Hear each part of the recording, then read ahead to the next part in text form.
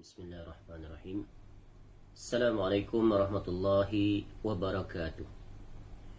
Innal hamdalillah nahmaduhu wa nasta'inuhu wa nastaghfiruh wa na'udzu billahi min shururi anfusina wa min sayyiati a'malina. May yahdihillahu fala mudilla lahu wa may yudlil fala hadiya lahu. Wa asyhadu an la ilaha illallah wahdahu la syarika lahu wa asyhadu anna Muhammadan abduhu wa rasuluh. Ya ayyuhalladzina amanu taqullaha haqqa tuqatih wa la tamutunna illa wa antum muslimun.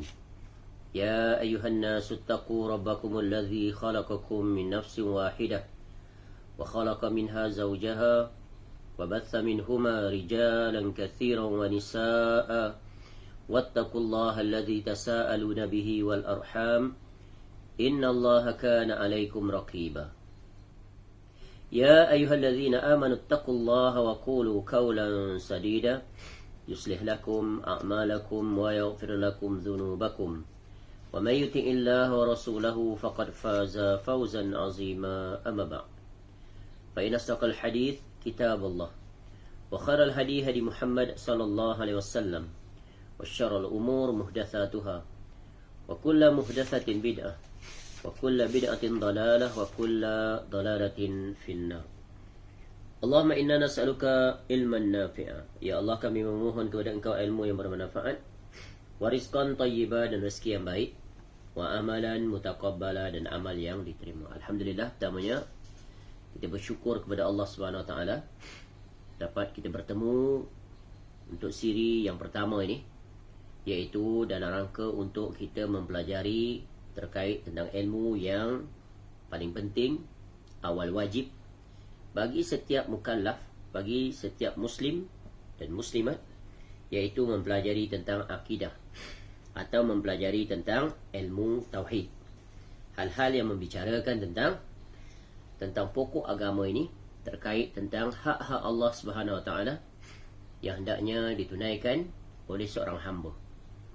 Dan insya-Allah pada pertemuan pertama ini kita akan memulai menjelaskan tentang kitab yang akan kita gunakan dalam rangka untuk mempelajari ilmu yang berkaitan dengan akidah ini, iaitu dengan merujuk pada sebuah kitab yang ringkas. Kitab yang ringkas yang merupakan terjemahan daripada tajuk asalnya, iaitu kitab yang bertajuk Khuz Aqidatak minal kitabi was sunnati as-sahihah, yang diberi tajuk dalam terjemahannya iaitu akidah Islamiyah daripada Alkitab dan As-Sunnah yang sahih, yang merupakan hasil karya Syekh Muhammad Jamil Zainu rahimallahu ta'ala, iaitu seorang ulama yang merupakan pengajar, iaitu mudarris di Darul Hadis di Makkahul Mukarramah. Dan kitab ini adalah sebuah kitab yang besar sekali faedahnya, yang mana untuk pertemuan kita pada siri yang pertama kuliah ini, kita akan jelaskan 3 perkara, 3 perbahasan sebelum kita memasuki pemaparan Syekh rahimahullah di dalam kitab ini, mulai daripada awal sampai akhir. Apa yang akan kita jelaskan untuk pertemuan pertama ini terkait tentang kitab ini, iaitu dari 3 perkara. Yang pertama tentang biografi pengarang, iaitu tentang Syekh rahimahullah ta'ala secara ringkas. Kemudian sinopsis kitab yang akan kita pelajari, dan yang ketiganya adalah mukadimah kitab yang dipaparkan oleh Syekh rahimahullah sebagai kata pengantar sebelum memulai penjelasan tentang apa yang terkandung di dalam kitab Syekh rahimahullah ta'ala. Baik, sebelum kita menjelaskan 3 perkara ini, ada baiknya ditunjukkan kitab tersebut sebagai rujukan dan panduan di dalam kita mengambil faedah terhadap hal yang berkait perbincangan tentang akidah. Ini adalah kitabnya, kitab yang telah diterjemahkan, iaitu kitab yang bertajuk Akidah Islamiyah daripada Alkitab dan As-Sunnah. Dan kitab ini adalah dalam bahasa Malaysia. yang diterbitkan oleh Badan Perkhidmatan Penerangan Islam Selangor dan Wilayah Persekutuan, BPPI. Cetakan pertamanya adalah tahun 2013. Ini adalah kitabnya. Adapun kitab aslinya adalah ini, salah satu contoh cetakan ataupun terbitan. Daripada inilah kemudian diterjemahkan ke dalam bahasa Malaysia, iaitu jadilah kitab seperti ini. Dan kitab inilah yang akan kita bacakan. Dan di samping itu barangkali kita akan rujuk kembali kepada kitab asli ini. Baik, langsung saja kita memulai penjelasan tentang pengarang kitab ini, iaitu kitab yang bertajuk Khuz Aqidatak Minal Kitabi Was Sunnatis Sahihati. Khuz Aqidatak Minal Kitab Was Sunnah As-Sahihah. Akidah Islamiyah daripada Alkitab dan Al-Sunnah yang sahih. Yang pertama tentang penulis kitab ini. Penulis kitab ini iaitu Syekh Muhammad bin Jamil Zainu rahimallahu ta'ala, yang lahir di kota Halab, Syria, pada tahun 1344 Hijrah, bersamaan dengan 1920 Masihi, maknanya di zaman kita. Dari sisi perjalanan Syekh rahimahullah dari dalam menuntut ilmu, iaitu beliau telah dididik oleh kedua orang tuanya mempelajari ilmu-ilmu agama sejak dari kecil. Dimulai dengan menghafal Al-Quranul Karim. Di usia belasan tahun, Syekh rahimahullah telah menghafal Al-Quranul Karim. Di samping itu, kebiasaannya bagi sesiapa saja yang mempelajari ilmu terkhusus tentang ilmu syar'i, maka mereka akan mempelajari dalam ilmu tafsir. Syekh rahimahullah mempelajari ilmu bahasa, nahwu, saraf dan sebagainya.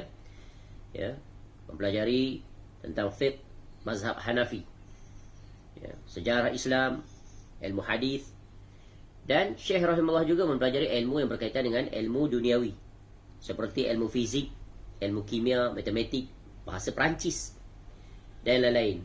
Iaitu di mana dia belajar ni? Iaitu di kuliah Asy-Syar'iyyah At-Tajhiziyah, iaitu di Syria, di tempat di negaranya.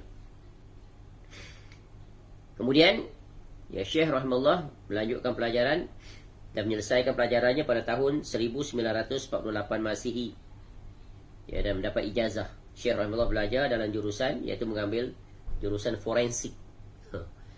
Jadi Syekh rahimahullah memiliki kemahiran dari dua sudut, satu ilmu agama, satu ilmu duniawi. Kemudian Syekh rahimahullah diterima sebagai pelajar untuk dihantar ke Universiti Al-Azhar. Tetapi beliau tidak dapat mengikutinya kerana disebabkan oleh halangan kesihatan. Jadi seterusnya Syekh rahimahullah memulai menjadi tenaga pengajar di Darul Muallim, yang mengajar ilmu syar'i lebih kurang hampir 30 tahun. Kemudian beliau rahimahullah berhenti mengajar. Kemudian beliau pergi menunaikan umrah di Makkah, di Arab Saudi.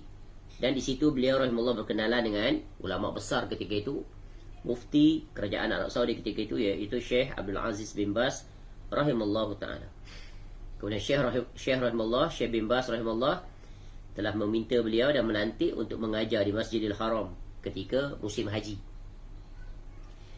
Kemudian Syekh rahimahullah juga, Syekh bin Baz rahimahullah menghantar Syekh Jamil Zainu rahimahullah ta'ala ke Jordan untuk berdakwah dan tinggal di sana, iaitu tepatnya di Universiti Salahuddin di kota Ramtha. Di situ beliau berjawatan sebagai imam, khatib dan guru Al-Quranul Karim. Kemudian diringkaskan cerita, Syekh kembali ke bumi Mekah, kota Mekah, dan di situ Syekh diminta untuk mengajar, mengajar di Darul Hadis Al-Khairiyah di Makkah Al-Mukarramah, sehinggalah ke penghujung usianya. Dan disitulah Syekh rahimahullah mulai mengarang pelbagai kitab-kitab ataupun risalah-risalah yang ringkas. Ada yang ringkas seperti kitab yang akan kita pelajari ini, ada yang pertengahan, dan ada yang agak tebal. Dan jumlah kitab-kitab yang diwariskan oleh Syekh rahimahullah diperkirakan lebih kurang 20 buah, yang kemudiannya dikumpulkan dan diberi judul Silsilah At-Tawjihat Al-Islamiyah dalam 3 jilid. Boleh boleh di-download di website Waqfiyah. Di situ ada kitab Syekh. Type saja Silsilah At-Tawjihat Al-Islamiyah, maka akan keluar di situ 3 jilid, boleh di-download atau beli. Itu kitab-kitab Syekh dihimpun. Dan kitab-kitab Syekh rahimahullah mendapat penerimaan di seluruh dunia, diterjemahkan ke dalam pelbagai bahasa, termasuk bahasa kita Melayu di Nusantara, khususnya bahasa Indonesia. Banyak kitab-kitab Syekh rahimahullah diterjemahkan. Dan ini di antara salah satu kitab yang diterjemahkan di Malaysia dengan menggunakan bahasa Melayu. Adapun di Indonesia banyak lagi, lebih banyak, lebih banyak dan banyak, dengan pelbagai tajuk. Dan kitab-kitab itu ada di pasaran, boleh kita dapatkan atau perolehi. Baik, di antara karya peninggalan Syekh rahimahullah, di antaranya adalah yang sudah diterjemahkan, seperti kitab Minhajul Firqatin Najiyah, iaitu jalan golongan yang selamat. Kitab ini banyak diajar, dikuliahkan, yang menjelaskan tentang, juga berkaitan dengan akidah dan manhaj. Syekh rahimahullah juga memiliki kitab yang berkenaan dengan Syama'il Muhammadiyah. Syekh rahimahullah juga menulis kitab tentang Arkanul Islam wal Iman minal Kitab was Sunnah. Dan juga contoh lain kitabnya adalah Kuntu Naqsyabandiyan. Aku dulu adalah penganut tarikat Naqsyabandi. Jadi Syekh rahimahullah kalau diperincikan tentang perjalanannya dalam menuntut ilmu, Syekh rahimahullah asalnya adalah beliau terdedah dan menjadi pengikut kepada pelbagai tarikat. Di antara tarikat yang beliau pernah ikuti adalah tarikat Naqsyabandi, tarikat Syazaliyah dan pelbagai lagi. Dan beliau rahimahullah menulis kitab khusus tentang itu, tentang pengalaman beliau rahimahullah bagaimana memasuki tarikat-tarikat tersebut, yang kemudiannya akhirnya beliau meninggalkan semuanya dan beliau berjalan di atas manhaj salaf, iaitu tariqah Muhammadiyah, yang berjalan di atas Al-Quran dan As-Sunnah As-Sahihah, di atas pemahaman para sahabat ataupun para salafus soleh. Jadi banyaklah kitab-kitab Syekh rahimahullah, bolehlah dirujuk di dalam mausu'ah yang telah kita sebutkan tadi. Boleh download ataupun boleh baca di dalam format PDF, iaitu Silsilah At-Tawjihat Al-Islamiyah. Jadi Syekh rahimahullah di antara guru-guru beliau rahimahullah, di Syria memang ramai guru-guru beliau rahimahullah ta'ala. Kemudian bila berada di Makkah Al-Mukarramah, begitu juga di Madinah dan sebagainya, Syekh rahimahullah memiliki guru-guru yang mengajar di Masjidil Haram, begitu juga di tempat-tempat sekitarnya. Di antaranya tentunya yaitu Syekh bin Baz rahimahullah ta'ala, begitu juga Syekh Nasiruddin Al-Albani rahimahullah dan ulama-ulama lain. Syekh rahimahullah meninggal dunia atau wafat pada hari Jumaat, bersamaan dengan 29 Syawal tahun 1431 Hijrah, ataupun bersamaan dengan 8 Oktober 2010, dan disolatkan jenazahnya di Masjidil Haram, iaitu di kota Mekah. Dan inilah dia secara ringkas tentang seorang ulama besar yang dekat dengan kita, iaitu Syekh Muhammad bin Jamil Zainu rahimallahu ta'ala. Dan kitab-kitab beliau rahimahullah, beliau telah memberikan izin, iaitu memberikan ijazah pada beberapa orang muridnya. Kemudian kitab-kitab itu maka diajarkan, dan sanad kitab tersebut tersambung kepada beliau rahimallahu ta'ala. Dan di antaranya kitab ini, iaitu kitab Akidah Islamiyah daripada Alkitab dan As-Sunnah yang sahih. Baik, selesai secara ringkas tentang biografi pengarang, iaitu Syekh Muhammad Jamil Zainu rahimallahu ta'ala. Lahir pada tahun 1344 Hijrah bersamaan dengan 1920, dan meninggal pada tahun 1431 Hijrah bersamaan dengan 2010. Baik, yang keduanya adalah tentang kitab yang akan kita pelajari ini, iaitu kitab Akidah Islamiyah daripada Alkitab dan Sunnah yang sahih. Jadi kitab ini adalah kitab yang ringkas, kitab yang membicarakan tentang akidah, Dari tajuknya sendiri sudah kita tahu membicarakan hal yang terkait tentang akidah secara ringkas yang ditulis dalam bentuk soal jawab. Ya, yang ditulis dalam bentuk soal jawab, yang mana kitab ini mengandungi 13 kumpulan ataupun tajuk. Tajuk-tajuk yang disusun sejumlah 13. Dan di setiap tajuk tersebut akan ada beberapa soalan-soalan yang diajukan yang ada kaitan dengan tajuk. Ya, jadi menggunakan kaedah soal jawab, dan soalan-soalan dikelompokkan berdasarkan tema atau tajuk-tajuk yang dibahas, yang terdiri daripada 13 tema. Yang mana tema itu adalah dimulai dengan yang pertama, iaitu tentang rukun-rukun atau dasar-dasar Islam. Kemudian yang kedua, rukun-rukun, yakni dasar-dasar iman. Dan yang ketiga adalah hak Allah Ta'ala terhadap hamba-hambanya. Yang keempat, jenis dan faedah tauhid. Yang kelima adalah syarat-syarat amal diterima. Yang keenam, syirik besar. Yang ketujuh, jenis-jenis syirik besar. Yang kelapan, syirik kecil dan jenisnya. Yang kesembilan, tawassul dan permintaan syafaat. Yang kesepuluh, jihad, al-wala dan hukum, yakni undang-undang. Yang kesebelas, beramal dengan Al-Quran dan Al-Hadith. Yang ke-12, as-sunnah dan bid'ah. Dan yang terakhir, yang ke-13, bilakah orang Islam ditolong. Jadi ini tema-tema utama yang kemudian padanya nanti akan ada beberapa soalan yang akan diajukan oleh Syekh rahimahullah, kemudian diikuti dengan jawapan secara ringkas. Kemudian daripada perbahasan atau tema 14 sampai 16, ini Syekh rahimahullah menjelaskan tentang beberapa penjelasan terkait tentang doa, iaitu doa istikharah, doa syifa, doa yang mustajab. Kemudian jangan berdoa kepada selain Allah. Dan yang terakhir ditutup kitab ini pada tema yang ke-16 ataupun perbahasan yang ke-16. Inilah dia akidah ahli sunnah wal jamaah.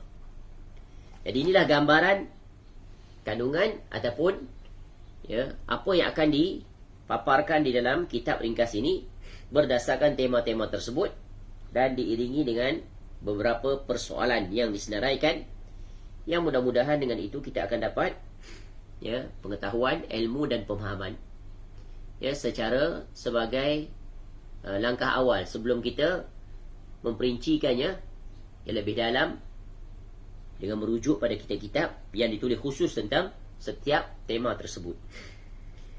Baik. Jadi dengan pemaparan ini, dengan pemaparan sinopsis kitab ini, sekurang-kurangnya kita dapat gambaran apa yang ingin disampaikan oleh Syekh rahimahullah. Apa yang akan disampaikan oleh Syekh rahimahullah. Kemudian itu yang kedua tentang sinopsis kitab. Dan yang ketiga, kita akan masuk mukadimah kitab sebelum memasuki apa yang akan disampaikan oleh Syekh yang berbentuk soalan-soalan. Baik. Jadi Syekh rahimahullah sebelum memasuki penjelasan-penjelasan berkaitan dengan tema-tema tersebut, seperti biasa, penulis, mana-mana pun penulis akan memulainya dengan mukaddimah ataupun kata aluan penulis. Kata aluan penulis oleh Syekh rahimahullah, iaitu dalam kitab ini pada muka surat 5, muka surat 6, muka surat 6 V1 huruf Roman. Jadi kita akan bacakan kata-kata aluan ini, kemudian kita akan ambil beberapa faedah daripadanya. Baik. Kata Syekh rahimahullah, dimulai dengan Bismillahirrahmanirrahim. Ini adalah bentuk bagaimana kita disunahkan untuk memulakan sesuatu perkara yang baik dengan memohon pertolongan kepada Allah, iaitu dengan bertawassul dengan nama Allah, iaitu dengan nama Allah yang Maha Pengasih lagi Maha Penyayang. Maknanya padanya bermaksud aku memulai penulisan kitab ini. Jadi Syekh mulai dengan apa?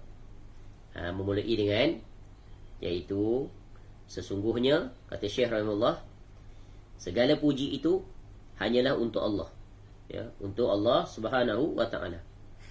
Kita memujinya, kita meminta keampunan daripadanya, Dan kepada Allah Subhanahu Wa Taala jugalah kita berlindung daripada kejahatan diri kita dan juga kekejian amalan kita. Sesiapa yang dianugerahkan oleh Allah Subhanahu Wa Taala petunjuk, maka tidak ada siapa yang boleh menyesatkannya.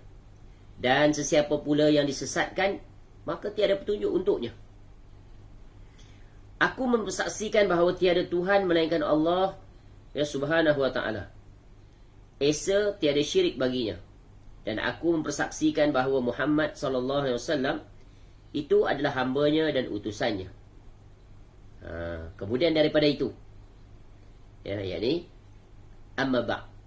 Kalau teks asalnya dalam bahasa Arab berbunyi begini.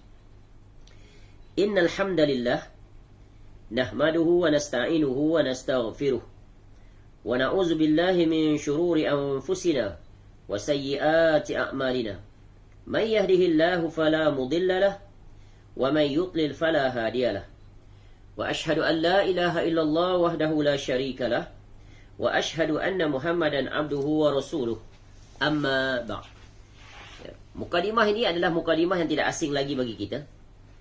Ya, kerana ia adalah salah satu mukadimah yang sering digunakan oleh penulis kitab ataupun ketika memulai ucapan dalam kuliah atau membaca kitab-kitab. Dan ini adalah merupakan salah satu sunnah yang dicontohkan oleh Nabi SAW ketika Nabi SAW memulai berkhutbah atau berbicara dan seumpamanya. Dan mukadimah ini dikenali dengan nama khutbatul hajah. Ini separuh daripadanya. Ada lagi. Tapi yang bahagian awal ini ia adalah mukadimah pada khutbatul hajah. Betapa besarnya faedah khutbatul hajah ini diriwayatkan dalam kitab Sahih Muslim. Dengan ucapan inilah menyebabkan salah seorang kafir yang asalnya masuk Islam.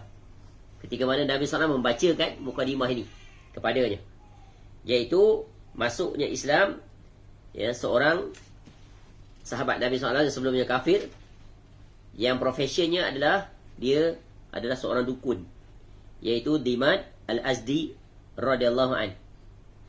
Ini boleh dirujuk hadisnya dalam hadis riwayat Muslim dalam sahihnya, iaitu hadis nombor 868. Besar faedah kerana dia orang Arab, dia memahami apa yang terkandung di dalam ucapan tersebut. Sehingga ketika dia mendengar ucapan ini daripada Nabi SAW, dia minta Nabi SAW ulangi. Ulangi lagi. Akhirnya dia pun menyatakan keislamannya. Betapa menyentuh dan dalamnya ucapan ini dan maksud yang terkandung kepadanya, daripadanya dia menjelaskan tentang iaitu mentauhidkan Allah Subhanahu Wa Taala. Itulah Rabb yang hendaknya diibadahi oleh setiap hamba. Baik. Seterusnya jadi seterusnya adalah kita baca dulu, kemudian kita akan jelaskan faedahnya. Kita ambil daripada mukadimah ini. Kemudian amma ba'du, kemudian daripada itu kata Syekh rahimahullah, ini adalah persoalan-persoalan penting dalam akidah. Aku jawabnya dengan sempurna menggunakan dalil-dalil daripada Al-Quran dan Al-Hadis yang sahih, semata-mata untuk menenangkan pembaca kepada jawapan yang betul, kerana keyakinan tauhid adalah asas kebahagiaan insan di dunia dan di akhirat. Jadi Syekh rahimahullah sekarang menjelaskan tujuan, intisari dan juga kandungan di dalam kitab ini, apa yang terkandung di dalamnya. Kemudian kata Syekh rahimahullah, kepada Allah Subhanahu Wa Taala aku meminta supaya akidah Islamiah ini dimanfaatkan oleh semua muslimin dan semoga ia menjadi amal yang ikhlas semata-mata menuntut keredaan Allah Subhanahu Wa Taala. Maka selesailah di sini mukadimah ringkas Syekh rahimahullah sebagai kata pengantar terhadap kitab beliau rahimahullah sebelum memasuki perbahasan dari satu tema ke satu tema di dalam kitab ini. Baik, daripada mukadimah ringkas ini kita akan perjelaskan beberapa faedah penting, intisari penting daripada mukadimah ini. Yang pertamanya, mukadimah ini yang pertama adalah tentang faedahnya. Yang pertama adalah ucapan alhamdulillah. Innal hamdalillah. iaitu ucapan Alhamdulillah. Iaitu tentang apa? Tentang puji. Ya, puji, ya, tentang puji-pujian. Secara ringkasnya, faedah daripada tentang puji-pujian ini, ya, kalau kita lihat dari sisi pujian, ya, puji-pujian ini, ya, terdiri daripada 4 bentuk. Yang pertama, iaitu Allah Ta'ala memuji dirinya sendiri. Nah, itu dari sisi 4 jenis atau bentuk pujian. Allah Ta'ala memuji dirinya sendiri. Yang kedua, Allah Ta'ala dipuji dirinya oleh hamba-hambanya. Yang ketiga, Allah Ta'ala memuji hamba-hambanya. Dan yang keempat, hamba memuji sesama hamba. Jadi ini ada 4 bentuk puji-pujian. 4 bentuk. Ya. Dan di sini segala puji itu hanya untuk Allah. Ini adalah pujian daripada seorang hamba kepada Allah. Memuji Allah Ta'ala dari seorang hamba adalah wajib. Ya, itu adalah tugas bagi setiap kita. Ya, wajib mensyukuri seluruh nikmat Allah. Barang siapa yang kufur, ya, pada nikmat Allah, maka sungguh dia telah melakukan maksiat kepada Allah. Ya. Jadi Allah larang, ya, kita kufur terhadap nikmat Allah. Allah suruh kita sentiasa bersyukur. Sebab itu Allah menyukai hamba-hambanya yang bersyukur. Di antara bentuk syukur adalah dengan mengucapkan Alhamdulillah. Ya, dan mengucapkan Alhamdulillah ini adalah salah satu daripada 5 rukun terkait tentang bukti benarnya syukur hamba kepada Allah. Ya. Jadi rukun syukur ini sebagaimana yang disebut oleh Al-Imam Ibn Qayyim Al-Jauziyah rahimahullah dalam kitabnya Madarijus Salikin ketika membahaskan tentang syukur, bab syukur, ya, Al-Imam Ibn Qayyim rahimahullah menyebut bahawa rukun syukur itu terdiri daripada 5. Yang pertama, mengakui segala nikmat yang dia terima itu semua daripada Allah. Wa ma bikum min ni'matin fa min Allah. Yang kedua, rukunnya adalah memuji Allah Ta'ala yang mengurniakan nikmat. Inilah dia. Alhamdulillah tadi. Ya, puji nikmat yang Allah bagi tak terhingga, tak terhitung. Alhamdulillahillazi bi ni'matihi tatimmus shalihat. Alhamdulillah, ya, ala kulli hal. Dan pelbagai lagi. Allah ajar kita bagaimana untuk bersyukur kepadanya. Puji. Yang ketiga adalah rukunnya menyintai Allah Ta'ala yang memberi nikmat. Tu. Ya, wajib. Bukti benarnya syukur itu adalah dengan menyintai yang memberi nikmat. Tu, menyintai Allah. Yang keempat, sebagai rukun syukur adalah menggunakan segala nikmat kurniaan Allah Ta'ala itu, ya, untuk berbuat taat. Dan yang kelima, sesekali tidak menggunakan nikmat kurniaan Allah untuk melakukan maksiat.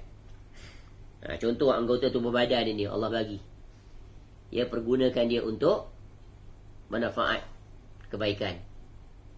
Mulut digunakan untuk berzikir, berkata dengan baik, tidak menyakiti orang lain, memfitnah dan seumpamanya. Mata melihat perkara-perkara yang berfaedah, meningkatkan keimanan dan ketakwaan, dan selamat daripada kemaksiatan. Dan begitulah seterusnya. Jadi inilah dia 5 rukun, dan, ya, bentuk pujian ucapan merupakan salah satu rukun. Ya, sebab itulah, ya, dimulai dengan segala puji. Alhamdulillah. Dan di dalam Al-Quranul Karim, lihat Allah ajar kita. Di dalam Al-Quranul Karim, surah yang mula-mula sekali dimulai dengan pembukanya Alhamdulillahi Rabbil Alamin. Segala puji bagi Rabb sekalian alam. Dan terdapat 4 surah lagi dalam Al-Quran yang Allah mulai juga dengan Alhamdulillah. Ya. Sesudah Al-Fatihah datang surah Al-An'am, surah yang ke-6 ayat pertama. Alhamdulillahillazi khalaqas samawati wal ard wa ja'ala az-zulumat wan nur ila akhir ayat. Surah yang ketiga pula adalah surah Al-Kahfi, surah yang ke-18 ayat pertama. Alhamdulillahillazi anzala ala 'abdihi al-kitab, dan seterusnya. Surah yang keempat sesudahnya adalah surah Saba, surah yang ke-34 ayat pertama. Alhamdulillahilladzi lahu ma fis samawati wa ma fil ard wa lahul hamdu fil akhirah wa huwal hakimul khabir. Dan yang kelima, surah dalam Al-Quran yang dimulai dengan Alhamdu adalah surah Fatir, surah yang ke-35 ayat pertama. Semuanya adalah ayat pertama. Alhamdulillah Fatiris samawati wal ard ja'ilil malaikah ya rusulan uli ajnihatin mathna wa thulatha wa ruba' dan seterusnya. Segala puji bagi Allah pencipta langit dan bumi yang menjadikan malaikat sebagai utusan-utusan untuk mengurus berbagai urusan, yang mempunyai sayap. Masing-masing ada 2, mathna wa thulath 3, wa ruba' 4. Ya. Jadi Allah menambahkan pada ciptaannya apa yang dia kehendaki. Innallaha ala kulli syai'in qadir. Dan Allah atas segala sesuatu itu maha berkuasa. Ini penjelasan tentang fakta berkaitan tentang ucapan Alhamdulillah. Dan yang terakhir, fakta berkaitan dengan Alhamdulillah ini adalah ia adalah ucapan yang pertama yang diucapkan oleh Nabi Adam alaihissalam. Ya, sesudah Allah Ta'ala menciptakan Adam alaihissalam dan masukkan ruh ke dalam jasadnya. Kemudian perbuatan yang pertama yang Adam alaihissalam lakukan setelah dia hidup adalah bersin. Dan ya, langsung saja Adam alaihissalam mengucapkan Alhamdulillah. Lalu Allah Ta'ala menjawab Yarhamukallah. Dan syiar itu ya berlanjutan dan berlaku di dunia sampai hari ini, sampai hari kiamat. Apabila orang bersin, diucapkannya Alhamdulillah, maka yang mendengarnya menjawab Yarhamukallah. Ya, kemudian yang bersin tadi dia sempurnakan dengan mengucapkan Yahdikumullah wa yuslihu balakum.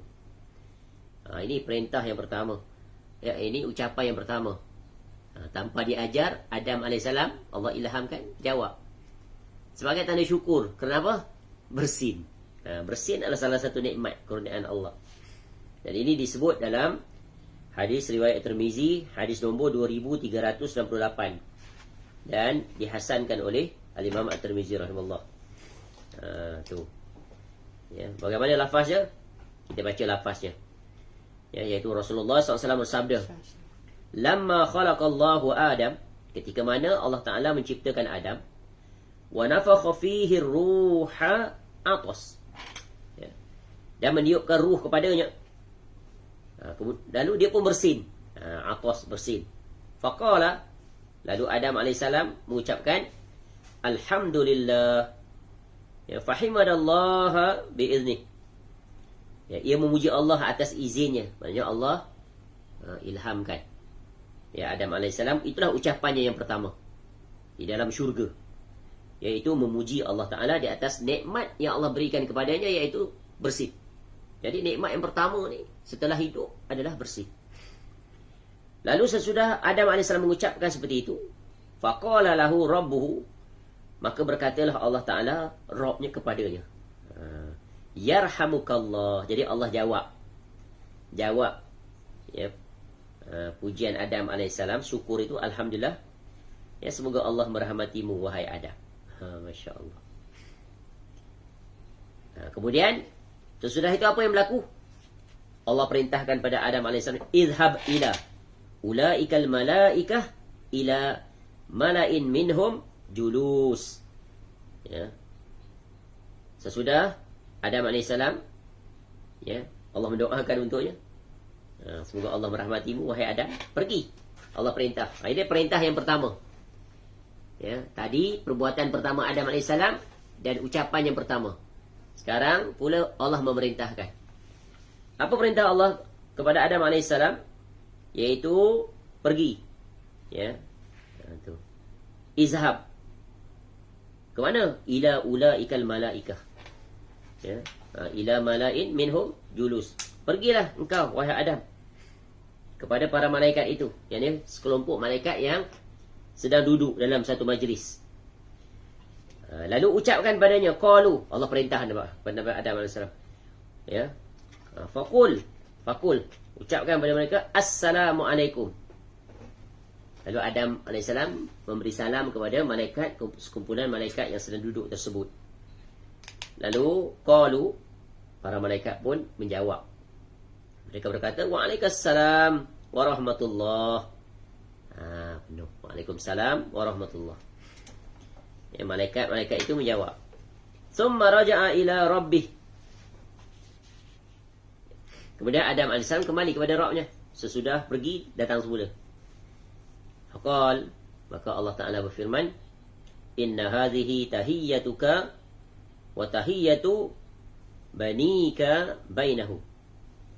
Allah beritahu pada Adam AS, ini adalah ucapan salammu dan ucapan salam anak cucu kamu.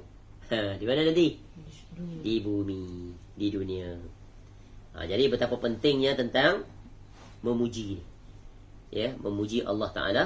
Dan juga tadi ada faedah tambahan tentang betapa besarnya, iaitu ucapan salam sesama mukmin. Sehingga banyak hadis-hadis Nabi SAW menjelaskan hal yang satu ini. Ya, ada perbahasan tentangnya. Sampai nanti masuk kembali ke dalam syurga, ucapan di dalam syurga masih ada kaitan dengan salam. Itu poin yang pertama, selesai perbahasan tentang perkataan ataupun ucapan Alhamdulillah. Kemudian yang kedua, yaitu memohon, yaitu doa permohonan. Kita minta tolong. Itu disebut wa nasta'inuhu wa nastaghfiruh wa na'udzu billahi min syururi anfusina. Baik. Jadi di sini faedahnya tentang perbuatan kita sebagai hamba meminta, memohon. Meminta dan memohon ni adalah salah satu daripada jenis doa. Ia masuk dalam perbahasan terkait tentang doa. Doa adalah permohonan. Doa adalah permohonan ataupun permintaan. Dan doa adalah merupakan salah satu perkara yang besar di sisi agama. Doa, apa makna doa? Doa adalah seorang meminta dari selainnya supaya melakukan sesuatu. Ad-doa talabut talibu lil fi'li min ghairi.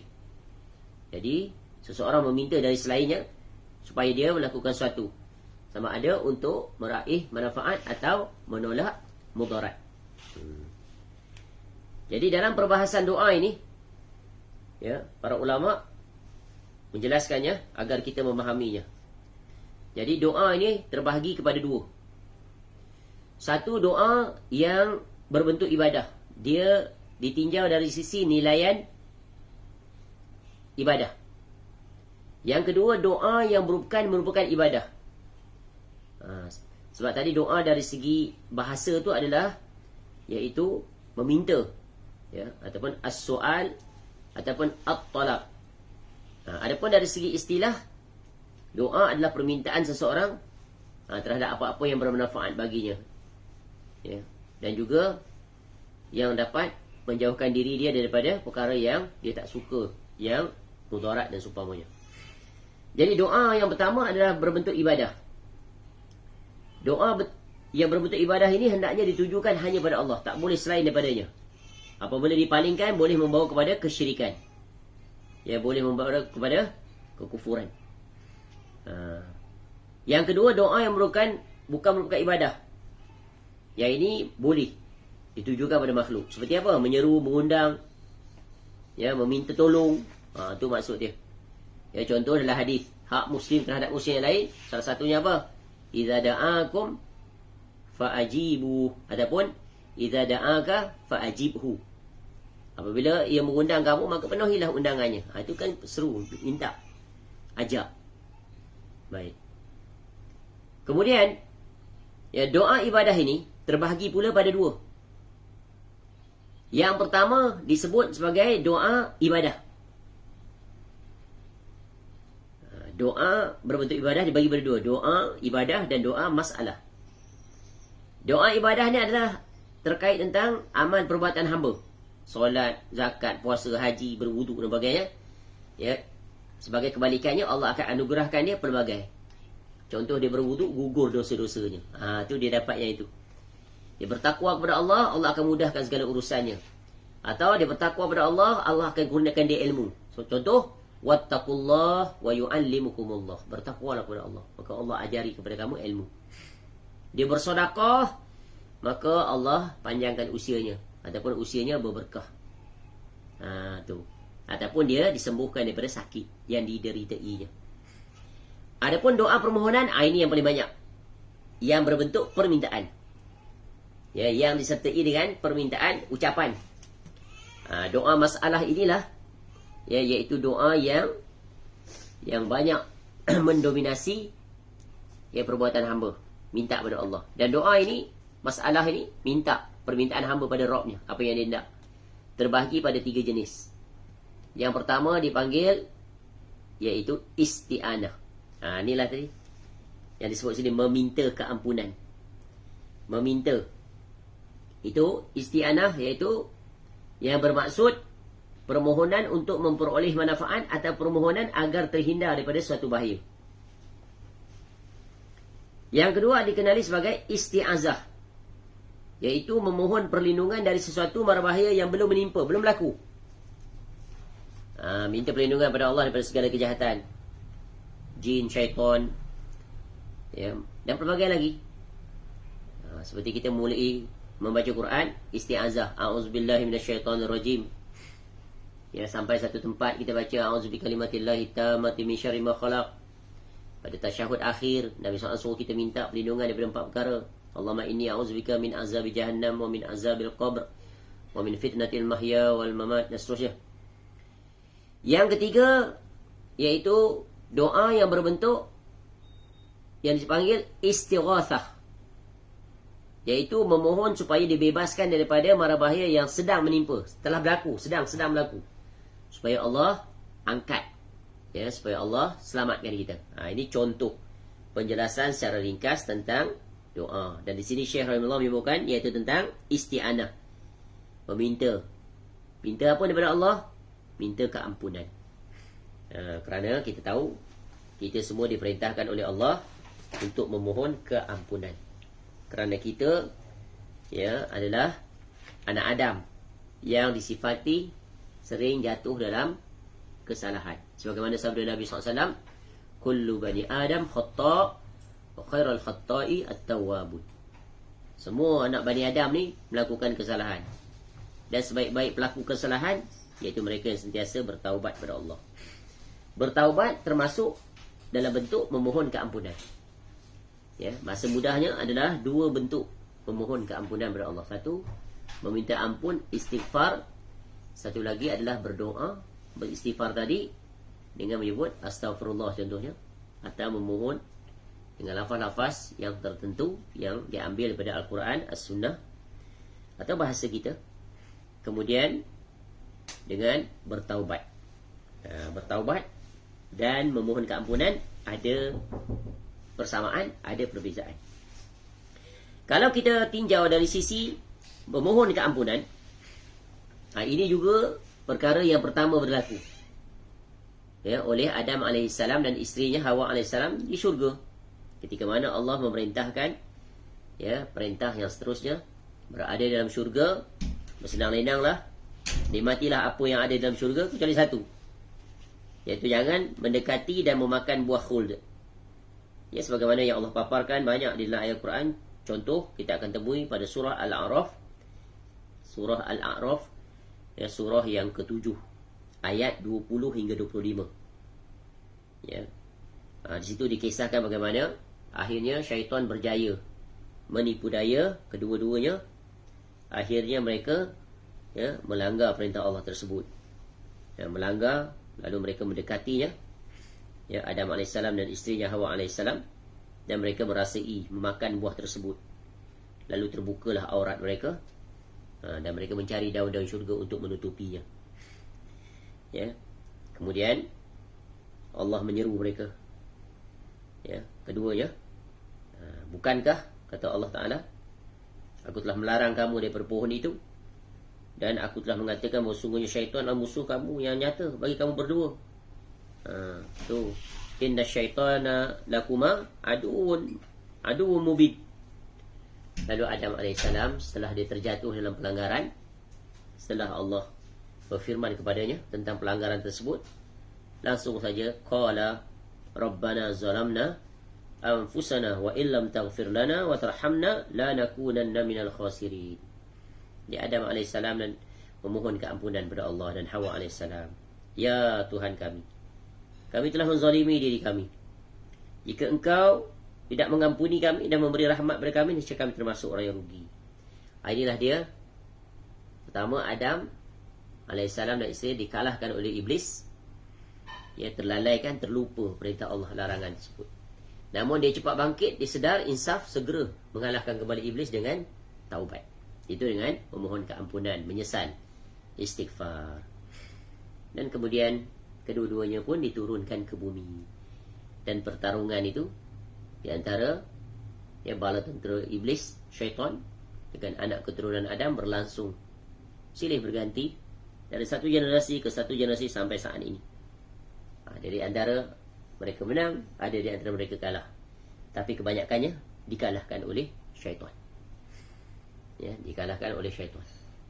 Sehingga yang mendominasi muka bumi ini majoritinya adalah kelompok syaitan. Hizbul syaitan, orang-orang kafir. Mereka lah paling ramai mendominasi muka bumi ini. Dan di kalangan umat Islam pun ramai juga yang terjatuh dalam perangkap dan tipu daya syaitan. Maka sebab itulah kita diminta untuk memohon perlindungan, memohon keampunan, dan memohon agar kita selamat daripada kejahatan diri kita sendiri. Kejahatan diri sendiri. Kerana manusia ni pada dirinya ada tiga tabiat, tiga peringkat. Dari segi kejahatan diri ataupun dirinya sendiri itu, perilaku tabiatnya, Quran menyebut ada tiga bentuk, tiga jenis, tiga peringkat. Dipanggil an-nafs, iaitu nafsu, an-nafsul ammaratu bisu. Kemudian an-nafsul lawamah dan an-nafsul mutmainnah. Ini secara ringkas. Adapun perinciannya dijelaskan dalam perbahasan ilmu yang terkait tentang tazkiyatun nafs. Baik. Kemudian seterusnya adalah tentang petunjuk dan kesesatan. Petunjuk dan kesesatan. Jadi kita secara ringkasnya diperintahkan untuk sentiasa memohon kepada Allah agar berjalan di atas petunjuk. Iaitu petunjuk yang mana Allah telah siapkan untuk kita, iaitu Al-Quran dan As-Sunnah. Sebab itulah kitab ini disandarkan dengan apa? Petunjuk Al-Kitab dan As-Sunnah. Dalam perkara yang paling pokok, paling besar, iaitu terkait tentang akidah. Dan nanti akan datang penjelasan tentang bab ini secara terperinci. Kemudian seterusnya faedah daripada Mukadimah Syekh rahimahullah ada tentang pengikraran syahadatain. Yang ini juga nanti akan dijelaskan pada soalan yang pertama tentang rukun Islam. Yang dimulai dengan ucapan syahadatain, ucapan yang padanya ada kewajipan-kewajipan yang hendaknya ditunaikan oleh setiap hamba. Yang pertamanya tentu mengilmuinya, mempelajarinya dengan terperinci agar dia memiliki pemahaman dan pengamalan yang kukuh di atas tauhid yang benar, supaya dia terselamatkan daripada terjatuh dalam pembatalnya, iaitu kesyirikan. Sebagaimana yang kita jelaskan dalam bab yang terkait tentang rukun Islam, kita belajar tentang 5 perkara terkait solat, puasa, zakat, haji, dari 5 sisi, iaitu maknanya, rukunnya, syaratnya, pembatalnya dan natijahnya. Maka begitulah tentang rukun yang pertama ini, kita belajar juga dari 5 sisi ini. Nanti akan datang penjelasannya secara ringkas pada soalan yang pertama ketika membicarakan tentang soalan tentang Islam. Akhbirni anil Islam. Baik. Dan yang terakhir, faedahnya adalah tentang sinopsis kitab ini. Jadi Syekh rahimahullah menyebutkan bahawa persoalan-persoalan yang dipaparkan di dalam kitab ini merupakan persoalan yang penting dalam akidah. Dan Syekh rahimahullah menjawab, aku menjawabnya dengan sempurna, menggunakan dalil daripada Quran dan hadis bagi setiap soalan tersebut. Setiap soalan ada dalilnya, dan itulah dia agama. Apa yang tidak ada dalil, itu bukan agama. Agama kita ada dasarnya, iaitu wajib datang daripada Al-Quran dan Al-Hadis yang sahih, di atas pemahaman para salafus soleh. Dengan itu kita akan berjalan di atas tauhid yang benar. Dengan itu kita akan selamat di dunia dan di akhirat. Begitulah kesimpulan yang Syekh rahimahullah nyatakan dengan tegas kepada kita bahawa kitab ini ya akan membawa dan membimbing kita kepada ya tauhid yang benar sebagaimana yang disampaikan oleh Rasulullah sallallahu alaihi wasallam dan para pendahulunya, iaitu para rasul-rasul alaihi wassalatu wassalam. Dan Syekh rahimahullah sangat berharap dan berhajat ya agar kita semua meraih manfaat daripada kitab ini, dan beliau rahimahullah taala berharap agar kitab ini merupakan salah satu daripada amal soleh ya yang beliau berhajatkan kepada kebaikan, iaitu pahala. Yang mudah-mudahan Allah taala memakbulkan permohonan Syekh rahimahullah. Ya, di antara buktinya adalah kitab Syekh rahimahullah ini diterima oleh masyarakat dunia, dipelajari, disyarahkan ya, dan kitab ini diterjemahkan ke dalam pelbagai bahasa dunia. Dan sekarang pun kita sedang mengambil faedah daripada kitabnya dengan membacanya, dan nanti akan disyarahkan secara ringkas pada setiap tema-tema yang Syekh rahimahullah paparkan di dalam kitab ini. Baik, itulah dia ya secara serba ringkas mukadimah yang pertama, ya penjelasan secara ringkas ya dari 3 sisi. Yang pertama tentang biografi pengarang kitab ini, yang kedua tentang sinopsis kitab, dan yang ketiga tentang mukadimah kitab yang baru saja selesai disampaikan. Wallahu alam. InsyaAllah kita akan terus ya untuk sesi yang kedua. Kita akan memasuki ya dengan kumpulan yang pertama, iaitu rukun-rukun dasar-dasar Islam, dengan mengambil faedah daripada hadis yang terkenal tentang kisah Jibril AS dalam rupa seorang lelaki datang bertemu Nabi SAW, bertanyakan beberapa soalan. Mudah-mudahan bermanfaat. Wallahu a'lam. Sampai di sini dulu kita akhiri kuliah kita ini ya, sesi yang pertama. Subhanakallahumma wa bihamdika asyhadu an la ilaha illa anta astaghfiruka wa atubu ilaik. Wassallallahu ala nabiyyina Muhammad wa ala alihi wa sahbihi wasallam.